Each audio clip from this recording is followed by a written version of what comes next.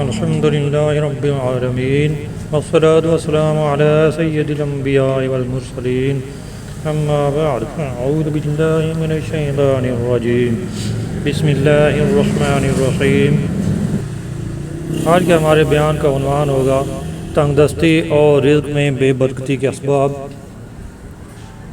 سب سے پہلے درود شریف کی فضیلت نبی کریم صلی اللہ علیہ وآلہ وسلم کا فرمان عظمت نشان ہے، جس نے کتاب میں مجھ پر درود پاک لکھا تو جب تک میرا نام اس میں رہے گا فرشتے اس کے لیے استغفار کرتے رہیں گے۔ ایک دفعہ درود پاک پڑھ لیں، اللہم صلی علی سیدنا و مولانا محمد وعلی آلہ وسلم۔ تنگ دستی اور رزق میں بے برکتی کا مسئلہ ایسا ہے کہ شاید ہی کوئی گھر اس سے محفوظ ہو، اور اس کا بنیادی سبب خود ہماری بے عملی اور بدعمالی ہے، جیسا کہ اللہ تعالیٰ قرآن پاک میں فرماتا ہے وَمَا أَصَابَكُم مِّن مُّصِيبَةٍ فَبِمَا كَسَبَتْ أَيْدِيكُمْ وَيَعْفُو عَن كَثِيرٍ۔ ترجمہ، اور تمہیں جو مصیبت پہنچی وہ اس کے سبب سے ہے جو تمہارے ہاتھوں نے کمایا، اور بہت کچھ تو معاف فرما دیتا ہے۔ لہذا بے عملی اور بدعمالی سے توبہ کرتے ہوئے نیک اعمال میں مشغول ہو جانا چاہیے۔ انشاءاللہ تنگ دستی دور ہوگی اور فراخی نصیب ہوگی۔ تنگ دستی دور کرنے کا وظیفہ بیان کرتے ہوئے اعلیٰ حضرت امام احمد رضا خان رحمۃ اللہ علیہ فرماتے ہیں یا مسبب الاسباب 500 بار، اول و آخر 11 بار درود شریف، بعد نماز عشاء یعنی عشاء کی نماز کے بعد قبلہ کی طرف منہ کر کے باوضو ہوں اور سر ننگا ہو، سر پہ کوئی چیز بھی نہ پہنی ہو، یہاں تک کہ ٹوپی بھی نہ ہو، اور ایسی جگہ پہ کھڑے ہو جائیں کہ جہاں پہ سر اور آسمان کے درمیان کوئی چیز حائل نہ ہو، یعنی کھلے آسمان کے نیچے یہ پڑھیں۔ پھر سماعت فرمائیں یا مسبب الاسباب، یا مسبب الاسباب، پہلے 11 بار درود شریف، اس کے بعد یہ وظیفہ پڑھنا ہے 500 بار، اس کے بعد پھر 11 بار درود شریف، اور ایسی جگہ پہ کھڑے ہونا ہے جہاں پہ سر اور آسمان کے درمیان کوئی چیز نہ ہو، یعنی کھلے آسمان کے نیچے،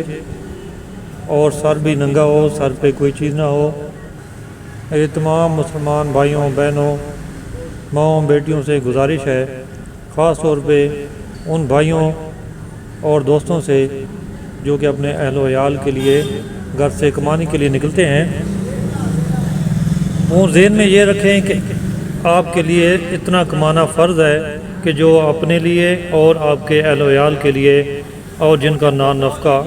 آپ کے ذمہ ہے، ذمہ واجب ہے، ان کے نفقہ کے لیے اور ادائے دین یعنی قرض ادا کرنے کے لیے کفایت ہو سکے۔ اس کے بعد آپ کو اختیار ہے کہ اتنے پر ہی بس کر دیں یا اپنے اور اہل و عیال کے لیے کچھ بچا کر رکھنے کی بھی کوشش کریں۔ اس کے علاوہ اگر ماں باپ محتاج ہوں، تنگ دست ہوں، تو یہ فرض ہے کہ کما کر انہیں بھی دے اور اتنا ان کو دے کہ ان کو کسی کے سامنے ہاتھ نہ پھیلانا پڑے۔ بہرحال رزق حلال میں اضافے کے لیے دعا کرنے اور جائز وظائف پڑھنے میں بھی کوئی حرج نہیں ہے۔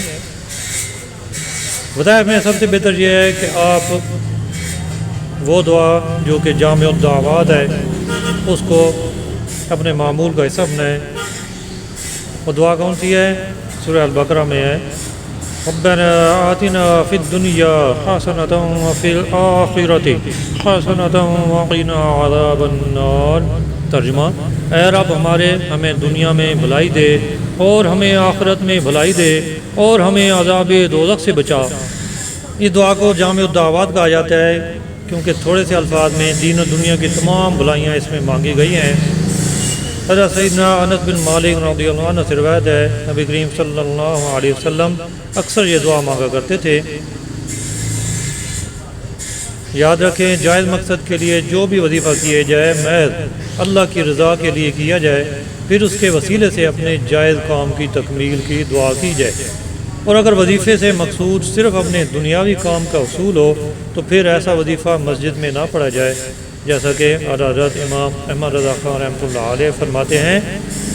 جو جائز عمل جائز نیت سے ہے اس میں حالتیں دو ہیں، ایک اہل علم کی کہ وہ اسماء الہیہ کے توسل اور اپنے جائز مقصد کے لیے اللہ کی طرف آہوزاری کرتے ہیں، یہ دعا ہے، اور دعا مغز عبادت ہے، مسجد میں ہو خواہ دوسری جگہ۔ دوسرے عوام ناسمجھ ہوتے ہیں کہ ان کا مطمع نظر یعنی اصلی مقصد اپنا مطلب دنیاوی ہوتا ہے، اور عمل کو نہ بطور دعا بلکہ بطور تدبیر بجا لاتے ہیں، لہذا جب اثر نہ دیکھیں تو اس سے بے اعتقاد ہو جاتے ہیں، اور اگر دعا سمجھتے بے اعتقادی کے کیا معنی تھے کہ حاکم پر حکم کس کا؟ ایسے اعمال نہ مسجد میں عبادت ہو سکتے ہیں نہ غیر میں، بلکہ جب کسی دنیوی مطلب کے لیے ہوں تو مسجد میں نہ پڑھنا چاہیے۔ آج کل مال و دولت میں اضافے اور روزی میں برکت کی تقریباً سبھی کو جستجو ہوتی ہے، بچپن ہی سے والدین کی طرف سے بچے کو مال کمانے کا ذہن دیا جاتا ہے۔ دنیاوی علوم و فنون بھی اسی لیے پڑھائے جاتے ہیں کہ بچہ تعلیم یافتہ ہو کر ڈاکٹر بنے، انجینئر بنے، یا پھر بہت بڑا کوئی سیاستدان بن جائے اور خود کمائے، چاہے جائز کمائے یا ناجائز کمائے۔ تربیت اس طرح کی ہو رہی ہے آج کل کہ بچوں کو پتہ ہی نہیں ہے، بچوں کو اس بات کی تربیت نہیں دی جاتی کہ آپ نے جائز کمانا ہے یا جائز و ناجائز کی کوئی تفریق نہیں کرنی، کوئی فرق نہیں رکھنا۔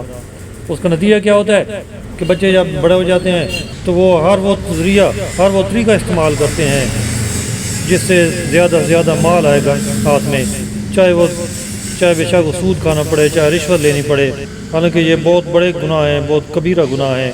سود لینا، سود کا کاروبار کرنا، اور پھر کاروبار کچھ ایسے آئے ہوئے ہیں، کاروباری معاملات ایسے ہیں آج کل مارکیٹ میں جس میں جگہ جگہ پہ ناجائز کام ہو رہا ہے۔ اللہ تعالی ہمیں جائز رائے سے کمانے کی توفیق عطا فرمائے اور ہمیں اپنے دین کے مطابق زندگی گزارنے کی توفیق عطا فرمائے۔ ایک زمانہ وہ بھی تھا کہ لوگ مال و دولت کی جستجو کی بجائے دین و ایمان کی سلامتی کے بارے میں فکر مند رہتے اور اس کے لیے دعائیں مانگا کرتے تھے، مگر عشق کی سلامتی سے بے خبر تھے۔ تو ان کے بارے میں سلطان العارفین حضرت سیدنا سلطان باہو فرماتے تھے، ایمان سلامت ہر کوئی منگے، عشق سلامت کوئی ہو۔